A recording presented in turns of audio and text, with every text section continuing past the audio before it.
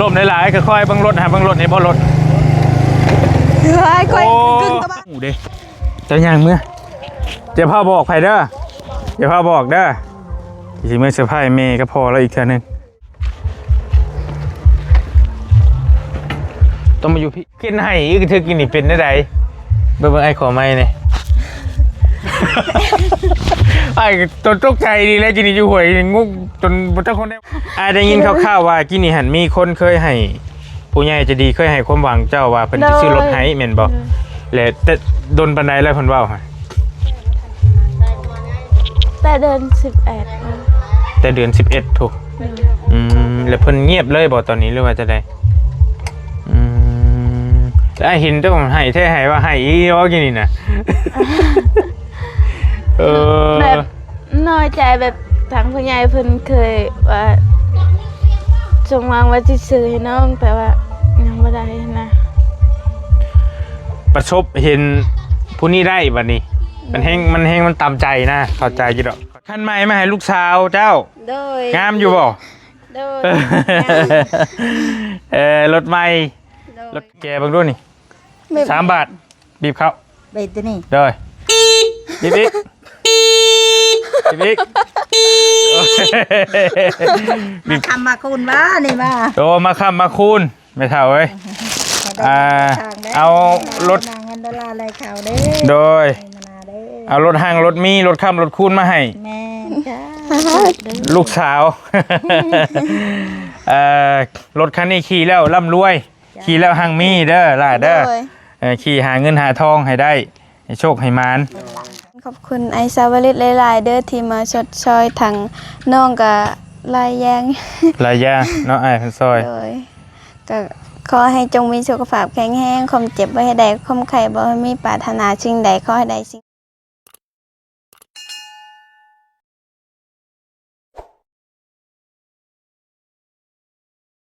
ลองไปเบิ้งลองขี่ไปเบิ้งลมหลายๆค่อยๆบังรถหาบังรถให้บ่รถเฮ้ยค่อยกึ่งตะบ้านได้มั้ยบ่เดี๋ยวค่อยๆถ่ายเนี่ยโดยน้องเพิ่นยังบ่แข็งขี่รถก็ได้เดี๋ยวสิเอาเมื่อเซอร์ไพรส์น้องเพิ่นอีกเทื่อนึงเนาะบ่แม่นเอาเมื่อเซอร์ไพรส์เมย์ก็พ่อน้องแล้วก็คุณยายเพิ่นก็ค่อยล่ะก็ค่อยเดี๋ยวถ่ายก่อนได้บ่ไหวหรอกอีหล่าเพิ่นช่องเกาะนะช่องเกาะมือบ่ทันแข็งปานใดปิดก่อน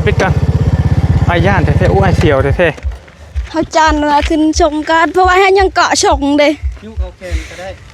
รถเป็นสีแรงบ้าจนเฮาบ่ญาติแล้วเฮาเจ้าย่างมาถ่ะยาจะขี่มันหลักมาเอาไม้ไม่ให้ก่อนถ้าจะขี่มันก็บ่แก้วแหละให้เจ้าขี่เมื่อเลยเพิ่นสิฮู้เด้เจ้าย่างเมื่อเดี๋ยวพ่อบอกไผเด้อเดี๋ยวพ่อบอกเด้อสิเมื่อเซอร์ไพรส์เมย์ก็พอแล้วอีกเท่านึงนี่น้องป้าบ่แก้ป่ะโอ้ดีใจอีกกระทึกอยู่ผู้เสียใจคนละงงบัดนี่โอ้คนละงงเลย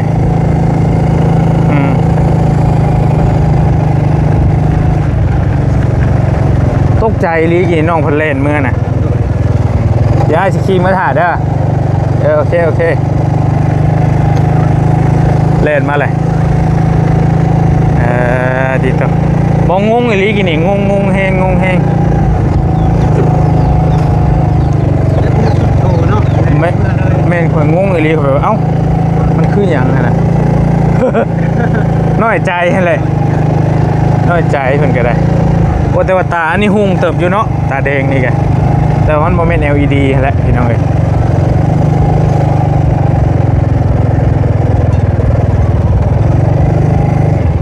อย่า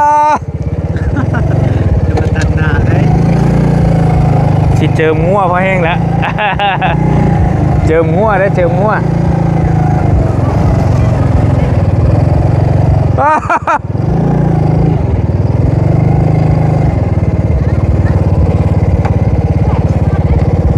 กำลังตีมันลายโพดบอกแกไว้ ปรับไม่ก็ได้ โอเคเจ้ายู่ไปมองหันก็ได้ละมองไฟแจ้งๆหันไปใช้โคมเขาเด้โอเคมันแจ้งในอยู่นี่มันมืดโพด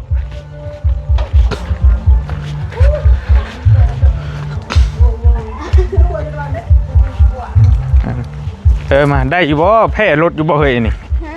ไปยู่ไปต้องมาอยู่พี่แต่กล้องเขาต้องอยู่พี่จังเครื่องไปโอเคคำใบ้บัดนี้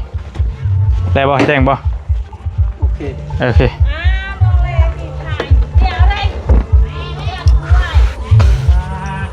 เมพอเจ้าอยู่ใช่ เขาอยู่เพื่อน เมเจ้าก็อยู่เพื่อนบ่ โดน โอเคเดี๋ยวเอามือเพิ่นยังบ่ได้แจ็คได้นี่เนาะ มันจักเลยเด้เพราะว่าทางวอลลี่เพิ่นมาได้มาตู้เราก็ลงมาเลยแหละเบิ่งอันนั้นเราเห็นทางอายไปเพิ่นแล้วก็เราก็ขึ้นเบิ่งนั่งโอเคพี่น้องเดี๋ยวไอ้สิบอกก่อนสิไปเฮือนสิถามน้องพรคำหน่อยนึงก่อนพอเห็นเพิ่นให้ดีรอได้กินนี่อันแม่มาหาเฮาด้วยหน่อยนึงผู้น้อยใส่นั่นบ่อยากถามว่าเป็นหยังแต่เห็นให้ดีได้กินนี่น้ำตาคู่พึกไปแล้วว่าเราอยากได้รถบ่ล่ะเราว่าอยากได้รถแล้วก็ได้ยินทางพ่อใหญ่เพิ่นว่ามีความหวังว่าสิซื้อให้รถเราบอกเราว่าบ่ต้องเสียใจเฮาสิซื้อให้แล้วก็ว่าปีใหม่สิซื้อให้แล้วก็บ่เห็นซื้อเลยแต่ว่ารายเดือนแล้วโดยความหมายว่ามีผู้ใหญ่ทั้งลุงบ่ทั้งลุงหมดบ่หรือว่าจะได้หรือทางไผบ่ฮู้ได้ยินทางแต่ว่าเคยมีคนให้ความหวังโดยว่าสิซื้อรถให้แหละบ่ซื้อให้ก็คือน้อยใจบัดนี้โดยน้อยใจเห็นผู้นี้ได้อีกบัดนี้เพิ่นอยู่ใช้อันผู้น่ะเนาะให้ลงมาเห็นให้นั่นพึกกินนี่บ่ให้หยังเป็นให้เสียใจบ่ได้ลงเดี๋ยวเพิ่นมาอะไรมาเด้เดี๋ยวจะมาว่าเนาะจะว่าน้ำหน่อยนะสิได้ก่อนบ่ได้ไงโอ้ยกำลังคุยอยู่บ่ล่ะทางอ้ายเฉลยว่าชื่อรถมาให้ผู้นี้ทางนี้แล่นกุ่นมาเลยบัดนี้ตกใจแล้วเฮาก็เอาแล้วเกินยังคืนว่ะเวลาพี่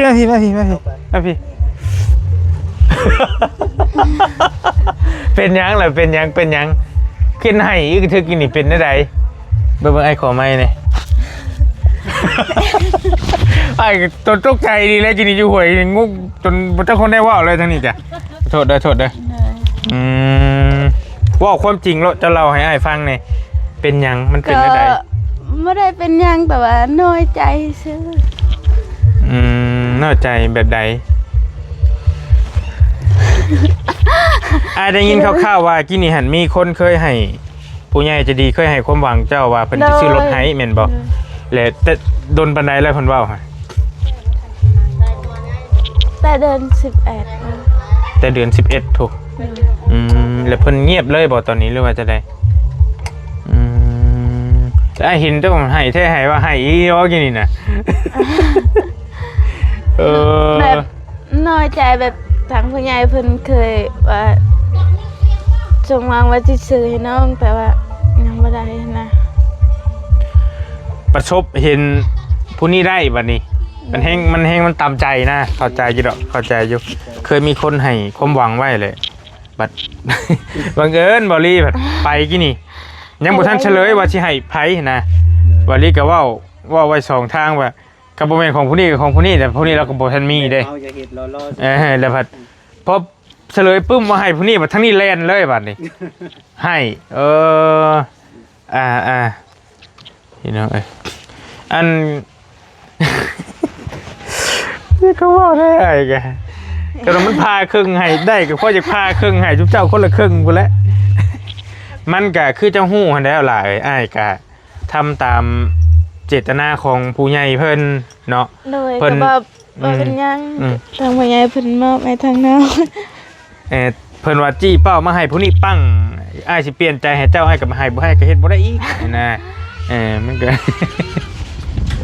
เฮ้ยเนาะมันพาเครื่องได้อยากตัดต่ำหมดแล้วให้สีให้เลยคนละเครื่องเลยเดี๋ยวนี้นะ เอ้ยพี่น้องเอ้ย เดี๋ยวออกมาเริ่มทำเลยเด้อ โอเคโอเคโอเคเดี๋ยวตามออกไปน้ำหลัง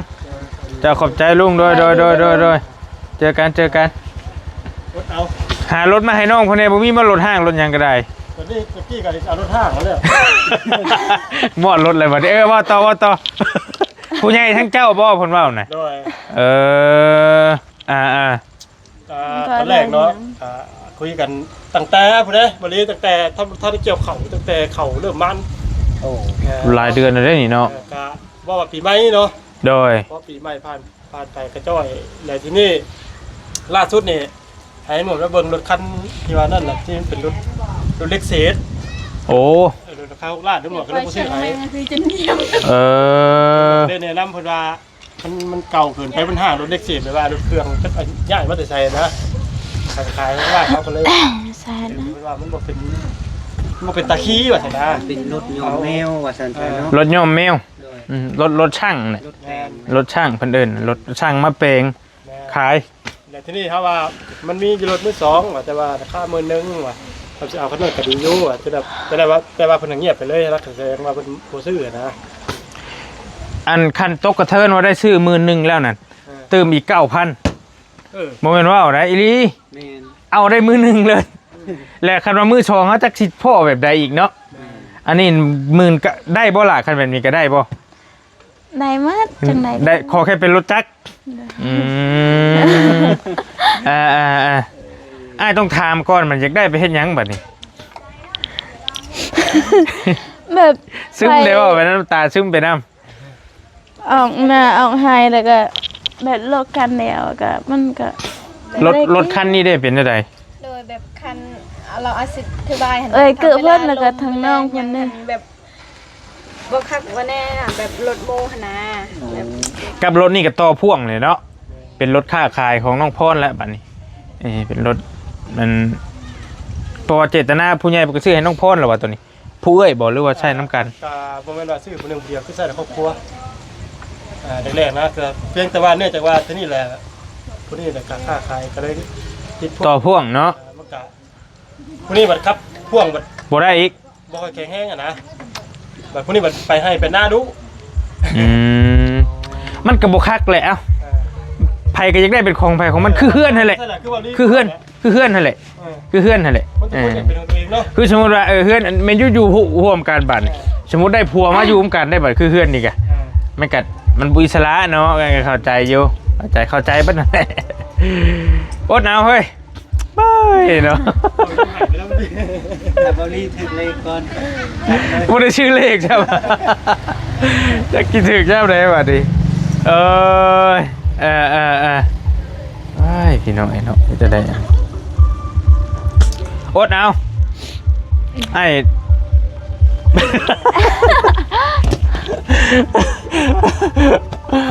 ให้ดีโลได้บ่นั่นได้ไหมพี่น้องบ่แม่นว่าอันนี้ได้ให้แท้ให้ว่าได้ให้จนตอนนั้นให้โทรศัพท์เนาะ ตอนโทรศัพท์ บ่ยาวบ่เห็นน้ำคลิปบ่ยาวบ่ตอนน่ะช่วงรายเดือนก่อนน่ะ โทรศัพท์นึงว่าเขาซื้อมาแล้ว2เครื่องอ่ะนะแต่ว่าอยากซื้อไฟให้เพื่อนก่อนที่ซื้อ ยังโอเค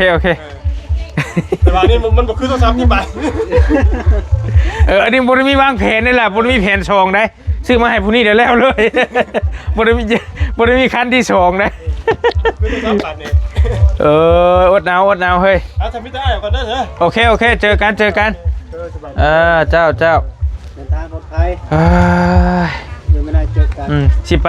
ลุงมาถ่ายกินข้าวกันบ่ มันเขากินมากเลยเดี๋ยวจังว่ากัน เจ้าสิไปขายเครื่องน้ำเอื้อยป่ะ เลย โอเคลุงโอเค ใจน้องเพิ่นเนาะ ดีใจ ไปเอามือเฮือนเจ้าพุ่นละให้เพิ่นผูกคอต่อแขนมือสะไพร่เมคักบ่ฮัม เอาไว้ ที่ไหนกูจุกเต้ สิไปขายเครื่องบ่โอเคอดเอาเด้ออย่าน้อยใจอย่าพาน้อยใจสักมือฝ้าต้องมีตาเด้ออดเอาอย่าน้อยบ่ต้องน้อยใจฉันเองมันบ่ได้ เกิดชั้นนี้บ่ได้โอ้ยค่อยได้บัดนี้ค่อย คือเราในแต่ก่อน ค่อยดิค่อยดีรอมันให้นะไปพอ โอ้ยเนาะ จะคุ้มว่าเราจะซื้ออะไรกันได้ตัว แม่นเขาพันไปบ่อายอันนี้ ฮะ แม่นเขาพันบ่ได้ลดเลย จักน้ำโตแล้ว แบบพัน ตบมึงดูตบหน้าตัวเองมึงดู ลบก็เจ็บเลย ตบแท้ตบมาไปยู่มือบอกขี่แล้วขี่มันสิไปกัน3คนบ่ได้มาไอ้สิยู่มือเจ้าอยู่มาเพื่อนก่อนบัดนี้เพิ่นมาผูกแขนเอา ลักรถมาใช้ส่งคุณ โย่เด้อน้องเด้อขอทางนี่เบิ่งใส่กระเจเขาดิ นี่เด้ เบิ่งมันเปิดตาได้บ่ ได้ยุก บ่ติดก็ได้เนาะ แม่ แล้วมันสิกินแบตอันนี้โอเคมาไม่สิไพ่พ่อกับแม่แล้วกัน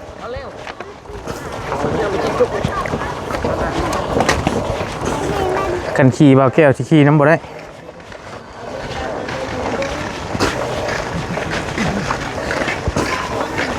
เอาตัวนี้ไหมไปห้องพ่อกับแม่ไปตู้มาไปนี่ไหมใช่กันใจเย็นถ่ายนี่ เด้อ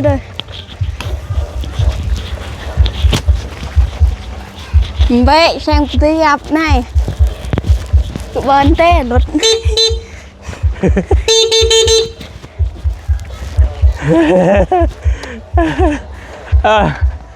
เมื่อยเลยเติบ เป็ดเบ้อ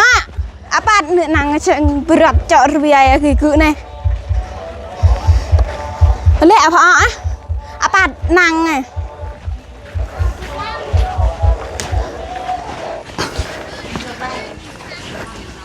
ใช่ตู้อยู่ใช่พ่อเจ้าอยู่ใช่ เละพอ ไปดองเลยยาแล้วดอก พอดีจะพายพอเดียวแล้ว โอ้โหขึ้นบ่แก้ว ขึ้นมา เอาดึกแน่นดีลีโอเคแจ้งอยู่บ่ เละเบะก็มุด เมื่อยเลยเติบจะเป็นกลางคืนในนั้นนึง ประตูเราก็นั่งยากมาก พี่เอ้ยใช่ชงอยู่บ่ลูกเจ้าโอเค ตักขนาดตรงทำยากเราด้วย สวัสดีเด้อโอเคสวัสดีลูกซื้อรถคันใหม่มาให้ลูกสาวเจ้า โดย งามอยู่บ่ โดย รถใหม่รถคันใหม่ๆเลยซื้อมาแต่ห้านมันใช้ไม่เท่าอยู่ใช้ อยู่เพื่อน เนี่ยเรากำลังหาผ้าหาอย่างได้บางช่วงโคเคียกอยู่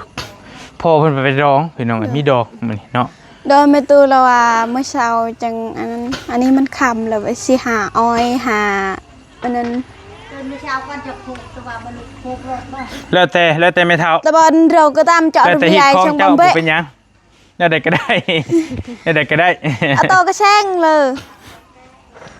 จะไม่อันแหละก็ยังแช่ง เดี๋ยวมันบอกอันนั้นกับบืนที่จะเฮ็ดกันก็ได้บ่เป็นหยัง โดย เอามาบอกมาแจ้งให้ซื่อๆดอก โอ้บ่ทันดอกลายบ่ทันแท้ บ่ทันก็ว่า ๆ เป็น จะได้ลุงหนวดสิทันเดี๋ยว โดย แต่ว่านักทุบจักก็เฮ็ดกันโลดผูกพิธีแล้วแต่สิเฮ็ดนะ โดย กันว่ามันบ่นั่น ดีใจแล้วบ่คิดว่าพันวันสิได้รถได้บ่เฮาพันอยู่ นี่นั่นเหมือนกันเด้อ เอ้ยพันได้รถตอนนั้นก็น้ำตาสิไหลแล้ว เบิ่ ก็ งให้หมุนกันเบิ่งนะปุ๊บ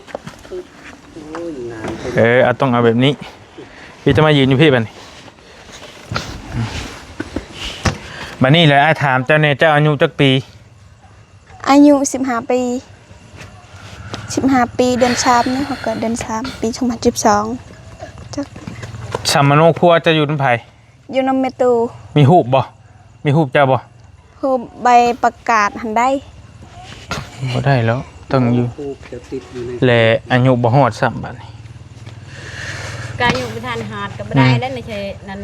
ในชมโน ความหมายว่าซื้อ ปีละได้ ซื้อเจ้าของรถนี่นะ คือเจ้าของรถนี่ เจ้าอายุบ่ทันฮอด18บาทเจ้าสิใช้ไผบาท ใช้ทางพ่อก็ได้ แล้วแต่เจ้า โดย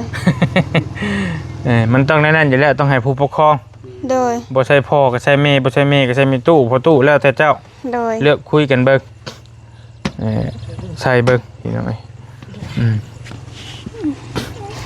แล้วเอาซัมมาโนครัวมาให้อ้ายมันเลยเด้อ โดย อ้ายสิมายืนให้ เอาตัวนี้บ่ ไปจังหน่อยก่อนก็ได้จังหน่อยก่อนโดย คันว่าสิใช้ชื่อพ่อเจ้าก็ซัมมาโนของพ่อเจ้าแหละมา เดี๋ยวเอาตัวนี้ไปเละลงไป ไม่เท่าลงมาก่อนก็ได้บ่เป็นหยัง หนุ่มตรึบอันละ อ่า แต่ปกนองงวยตรึบเตะจักตรงไง เบรกก่อนก็ได้บัก นี่จัก มาจับเบิ่งดูไม่เท่าเอาบีบแกเบิ่งดูนี่3 บาทบีบเข้า ไปตัวนี้ เด้อบีบอีกบีบอีกบีบ ทำมาคุณว่านี่มา โตมาค้ำมาคูณไม่เท่าเอ้ยเอารถ นางเงินดอลลาร์อะไรข่าวเด้ โดย มาเด้ เอารถห้างรถมีรถค้ำรถคูณมาให้ แม่จ้า ลูกสาว รถคันนี้ขี่แล้วร่ำรวยขี่แล้วห้างมีเด้อล่ะเด้อขี่หาเงินหาทองให้ได้ให้โชคให้มานแต่คำในจังหน่อยพอลี่ก็ได้มาให้บ่เป็นยัง ทางลูกก็ให้อยู่ดีไม่แห้งเด้อ โดยแม่หลับได้เงินได้เงินแสนแดนบ้าเมื่อได้แกมมีจบโทษจะเข้าผ่านมันอย่ามาเบียดเด้อลูกเด้อให้มันเสมอไม่แกนให้แน่นดังยิ่งก่อนตั้งขึ้นจะร้อนดังประตาดประนมให้มีคนกลมเขาเวขาบลูกเอ้ยดังเสียงเพลงดังประตาดพุ่มหามีคน โดย ตกใจให้ลูกพกบ่เกลือตกเนื้อให้ลูกพดว่าเงินบ่คำตั้งมีมานาเด้มีตุกลางพลังมันมี โดยสาธุ ให้ทึกไม้ลำปองเขาเรียกร้องให้ทึกไม้ลำตันลูกเอ้ยจ้าถูก สา เป็นไม้ ธุ เจ้าจะเป็นหลักเจ้าจะก่อนย่ามอนเชียสีเด้อลูกเด้อลมหายมาตองเจ้าจะเปลี่ยนเด้อจ้า โอ้ยได้แล้วเนาะพี่น้องเอ้ยก็นั่นแล้วคอยขี่เด้อหล่ะเด้อบัดนี้เด้ออ้ายเพิ่นก็กำชับมาอยู่ให้คอยไปเด้อ ก็ขอบคุณอายหลายๆเด้อที่มาจะผ่านบุญให้ หายเลย Again,อะไรon dia ju omongana anja. ครับเฮาอยากว่าน้ำไม่เท่าแบบนี้น้อยนึงอ้ายเพิ่นให้ซื้อรถอันนี้มาให้และเพิ่นสิขอรถตัวนั้นคืน โดย เพิ่นสิขอไปซอยอีกครอบครัวนึงเพิ่นจะเอารถตัวนี้มาให้แทน แม่ เพราะว่ามันสภาพถนนก็คือหู้แหละบ้านทุกเจ้ามันขี่ยากรถไฟฟ้าเพิ่นก็เลยว่าอยากเอารถตัวนั้นน่ะ อย่าเจอลายลูกเอ้ยเจอ โนพรามพรี Luang nim te lah pana. คอยขี่ได้แบบนี้เด้อล่ะเด้อ โดย แม่นว่า เป็นหยังมาได้บ่รับผิดชอบนำได้แล้วแต่ได้เด้อ เคยได้ลูกเอ้ย ซ้ำสิขี่เบิ่งชงนี่ แม่นล่ะ กับเปลี่ยนน้ำมันเครื่อง โดย เดือนละเทื่อมันจังทน รถนางลาพรบ่คือ คนละทรงไม่เท่า แม่ คนละแบบงามไปคนละแบบงามไปคนละอย่าง แต่ว่ารถมือใหม่คือการรถมือหนึ่งยังบ่ทันเคยผ่านมือซื้อมาแต่ห้านสดๆเลยอ้ายไปซื้อแล้วก็มาเลย โดยก็ขอบคุณอายหลายๆเด้อที่มาจะผ่านบุญให้ทางน้องก็ขอให้อายมีสุขภาพแข็งแรงความเจ็บบ่เฮ็ดได้คงแค่บ่มีปรารถนาสิ่งใดขอให้ได้สิ่งนั้นขอให้ได้สมมุ่งมั่นปรารถนาเด้อไปทางใดก็ขอให้มีคนฮักคนแพงสิ่งที่สำคัญก็ขอให้อายุคันมันยืนแล้วก็ได้อยู่กับครอบครัวไปนานๆเด้อจ้ะ โอ้ยสาธุและ อายก็กอบกองให้ได้ขอบใจกันตายแล้วกันตายจะ แล้วแต่แล้วแต่ ตาย เด้อก็ บ่อแก้วซื้อเพิ่นซื้อบ่อแก้ว ขอบคุณบ่อแก้วหลายๆเด้อที่มาจะผ่านบุญให้ทางน้องก็ขอให้อายจงมีสุขภาพแข็งแรงความเจ็บบ่ให้ได้ความไข้บ่มีปรารถนาสิ่งใดขอให้ได้สิ่งนั้นขอให้ได้สมมุ่งมั่นปรารถนาเด้อสิ่งที่สำคัญก็ขอให้อายุคันยืนก็ได้อยู่กับลูกหลานไปดนๆเด้อ โดยสาธุเด้อเนาะสุดท้ายแล้วก็ประมาณนี้แหละอ้ายสิเมื่อปะแล้วมีแต่ให้เจ้านบมือแล้วก็ขอมกขอบใจอ้ายชาวลิตผู้คนเดียวกับที่ซื้อรถถีบไฟฟ้าให้เจ้าหั่นแหละเด้อ เราก็ เพิ่นซอยเจ้าตลอด โดย เจ้าก็น่าสิฮู้อยู่ดอกเนาะเราก็ เพิ่นเบิ่งอยู่อวยพรให้เพิ่นแน่ โดยก็ขอบคุณไอซาวลิตหลายๆเด้อที่มาชดชอยทางน้องก็ลายแยง หลายอย่างเนาะอ้ายเพิ่นซอย โดยก็ ขอให้จงมีสุขภาพแข็งแรงความเจ็บบ่ให้ได้ความไข้บ่ให้มีปรารถนาสิ่งใดขอให้ได้สิ่งนั้นขอให้ได้สมมุ่งมาตรปรารถนาเด้อเงินรับขอให้ได้เงินหมื่นตื่นมาขอให้ได้ ได้เงินแสน โดย โดย การพักนี้ไว้แก้วมณีโสโคตรยามหาพานมันยามมาเบียดแล้วก็ได้อยู่กับลูกหลานไปดันเด้อ สาธุได้แล้วโอ้เป็นยังยังตื่นเต้นอยู่คือว่าลุงเอาเงินมาให้อีก 3,000บ่มานี่ โดย ก็อ้ายคนเดียวกันนั่นแหละเพิ่นฮักเพลงอีหลีได้ฮักเพลงน้องเพิ่นนี่ สาธุ ซอยทุกอย่างเลย ลำลูก เพิ่นก็ฮักเพลงแหละเมื่อคืนนี่บอลลี่มาหาน้องเพิ่นว่าอยากได้รถไปทำงานอยากได้รถตื่นมาอ้ายเพิ่นก็ส่งมาหาบอลลี่ว่าซื้อรถไปให้นี่เลยตื่นมาก็ได้ขึ้นมาเลยอันนี้ก็ได้ ชมความมั่งมั่นปรารถ อื นาม ความมุ่งมั่นปรารถนา โดยกันแน่ๆแล้วรักษาเอาบัดนี้เด้อล่ะเด้อ โดย ค่อยไปค่อยมาขี่ก็ได้ระมัดระวังรถนี่แหล้วโอ้สำคัญเป็นอย่างมากนะโอ้ยอันตราย คือนางลาพรนั่น ตายช่องจำค่อยไปค่อยมาให้แล้ว อันนี้ให้ติ๊กตัวใหญ่ก็ เฮาเลยอันแห่เล่นรถในได้อันแห่แต่คือรถอะคือตอก ไม่ยังอันนี้เฮง เฮาว่าตัวนี้หันมันเบา มันเบาแน่ อันนั้นหัน รถน้องพอนักบ่ โดยชีหนักๆแน่ นักเล่นเว็บไอเนาะ จังวะ มันเป็นเว็บไอ ก็บ่มั่นใจคือกันเพิ่นให้เปลี่ยนน้ำมันเครื่องเดือนละเทื่อมันจังทน โดย ซ้ำเจ้าสิขี่ ถ้าแบบอันนั้นเฮาตื่นเต้นแน่ตอนเฮาเข้าเฮาใช้เลข2ถ้าเฮาอันนั้นผู้เดียวใช้เลข3 อืมโอ จะตะ เค เพียงจนเราก็แค่บ่ มื้อนี้วันที่17 โดย จะคำว่าเป็นยังไงคำหนึ่งเนาะพอดีปุ๊บเดือนหน้าเนี่ยแม่นเปลี่ยนน้ำมันเครื่อง โด เด้อย กันยังให้รถทน หรือว่าวันที่17เดือนหน้าละเปลี่ยน17เดือนหน้าละเปลี่ยนรถนี่จื้อมือไว้มันสิได้อยู่หลายปีของแถมอยู่น้ำรถอ้าย เดียวคือ อันนี้สมโนไม่เท่าบ่เบิ่งก่อน ชื่อเฮาอยู่ใกล้ นางลาพร ๆเฮาอยู่ใกล้กับพ่อเด้ คือบ่มีหูบเนาะ ภูมิเฮาอยู่ ได้ นำ หู ไป นางลาพรหูแม่หลักโรงเรียนเนี่ยอยากได้ป่ะหูตัวนั้นป่ะ หูบที่มันมีติดน้ำนี่นะไม่เท่าบ่มีบ่ บ่มี 8 ปีเลยไม่ได้เต็ม บ่ผู้พ่อหั่นน่ะ พอ ผัวเจ้าหั่นน่ะ บ่มี อยู่น้ำนี่บ่ มีเท่าได้ฉันเห็นหูก็แม่นหูกระเท่า บ่ได้มีหูบจักคนเลยนี่ บ่มีฮูบ ตัวได้ชื่อพ่อเจ้าอยู่น้ำนี่แล้ววะ ก็บ้างนะ ข้าวหยังชื่อแล้ว อันนี้ชื่อ ไพวัด อันนี้ชื่อ ไพวันบ่ อันนี้ชื่อคอย จุดปลายก็น้อย อันนี้ชื่อพ่อนี่เพิ่น เท่าไพวันเท่าวันนี่บ่ แม่น นามสกุลเราบ่นี่ เพียกัลยา เท่าวันเพียกัลยาบ่จี้ใกล้ก็ได้ก็ได้บ่แกสมโนนี่อันตรายจี้บ่ได้ใส่ชื่อพ่อเจ้านี่เนาะ โดย ชื่อวันนี่เนาะโอเค มันแต่ว่าบ่มีหูบเนาะได้อยู่ที่เชียว เอ้ยพรเด้ ก็อันนี้เอาไป เอาแบบนี้บ่ ใครอยู่ดอกคันมีกาจำทางไทยอันนี้บอก โอเคมีตีเฮ้ยในบ้านการในบ้านมีเบิดนั่นแหละมีเบิดอยู่โอเค อันนี้เรา เพราะว่าซื้อเจ้ามันบ่ฮอด18เด้มันต้องใส่18ปีเพิ่นมีหมวกกันน็อกมีกระติกบ่แถมอยู่ในรถได้บ่เดี๋ยวไปเอาเนาะกระแจอยู่น้ำนี่บ่กินนี่โอเค ได้กันกระแจ เอาไว้เฮือนดอกนึง โด เอา ย คีย์ดอกนึงเด้อเชียอันนี้แล้วไอ้สิเอาไปเฮ็ดเอกสารให้ โดย และมันแล้วแล้วอาจจะเอามาคืนหรืออาจจะฝากลุงหนวดมาก็ได้ไปเลยบ่เป็นหยังไปนั่นๆเด้อไม่เท่าเด้อ โดยไอ้ยังบ่ทันกินข้าวเลย บ่เป็นหยังดอกบ่เป็นหยังบ่เป็นหยัง โดย โดยบ่โด ปลอย ดภัยเด้อ โดย มายามไหม โดย อันนี้ก็ขึ้นห้า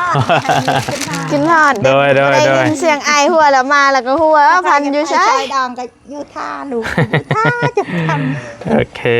คบ่เป็นหยังป้าไปเอาของแถมห้องยาน้ำรถอ้ายแล้วอ้ายสิมาป้าแล้วบัดนี้ โดย เด้อไม่ตู้เด้อไปป้าก่อน เจ้าจะเสียวไว้ใช้แบบนี้เนาะเอาไว้จบดี รถกับมันต้องหาโซ่ล็อกเขาแล้วไว้เพื่อนมันบ่มีขอกมีอย่างซับสลายอยู่ เชือกโทรศัพท์อันนี้แบบ ฮะ ถ้าใช้เชือกโทรศัพท์อันนี้คือกระเป๋านะ อาสิป่นเจ้า ยันข้าวป้นเลย ใช้เชือกโทรศัพท์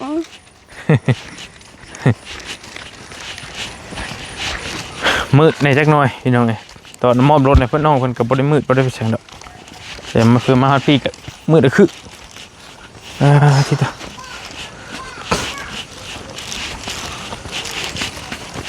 ไปขายเบียร์เลยนี่ก็ได้นี่เขาจะเอานี่อีกผูกรถนี่อีกบ่ได้เป็นง่ายนี่เบาแก้วเว้ย บ่เป็นหยังเขาเดียว เขาเดียวบ่น้องมานี่อยู่พี่หมวกกันนอก โดย เพิ่นแถมให้แล้วก็อันนี้ข้าวต้มใหญ่ทางห้านเพิ่นแถมให้เอ้าโอเคแล้วก็กระติกห้านรถอะไร โอ้โหโดยคุ้มใจ โอเคเสื้อดึกมอเตอร์เซโน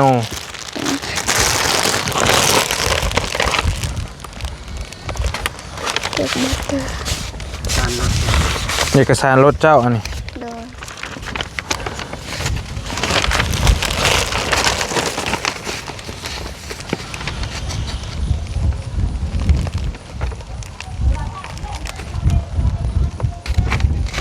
โอเคเจ้าอันนี้ไว้เด้อ โดย มีก็ขี่ออกไปนอกเป็นอย่างมีด้านมีอย่างเลยเอาอันนี้ให้เพิ่นเบิ่ง ใส่เบาะรถไว้ ใช้บ่อรถไว้รถโอเคจะเป็นชื่อบ่อเตียงในเพิ่นคิดว่าบ่รีบเป็นบ่อเตียงบ่ชื่อเตียงทอง คือกัน เพิ่นเขียนใส่นี่เอ้าว่าเป็นไงตัวนี้อาจจะไปจ้ำเอกสารให้ตัวนี้แล้วอาจจะเอามาให้ไปเลยประมาณ 3-4 เดือนพุ่นแหละเพิ่นสิได้ป้ายรถนางพรก็ยังบ่ทันได้แม่นบ่ โดย ยังบ่ทันได้ครับเพิ่งเติบอยู่พี่น้อง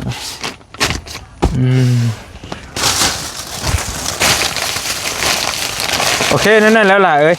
เอามือซูมไปตู้กินเลย โอเคไอ้มือป้าก่อนบัดนี้เด้อ โดย แนวฉากแนวหยังมันอยู่แบบใดอ้ายบริจาคได้ นะเฮายังบ่ทันเอาได้มันอยู่เฮือน ไปเอามาให้นี่เด้อ โดย เอาแนวฉากรถไฟฟ้ามาให้นี่ไปโอเคบ่เป็นหยังเฮาบอลลี่สิเอารถไฟฟ้ามื้อได้บัดนี่พี่น้องเอ้ยเป็นรถเฮาแล้วได้บัดนี่ ก็จะเอาไปให้อีกโอ้คือดัง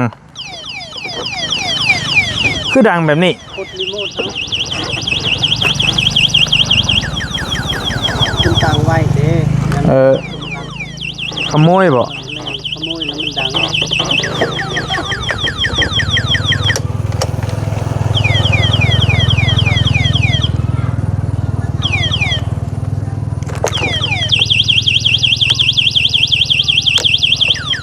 กดอีกตัวนึง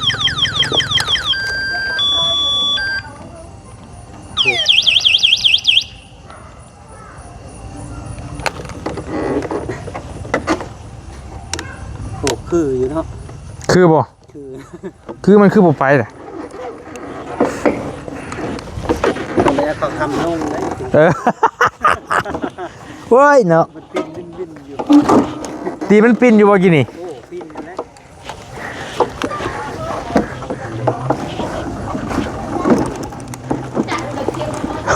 โอ้เฮงอีหลี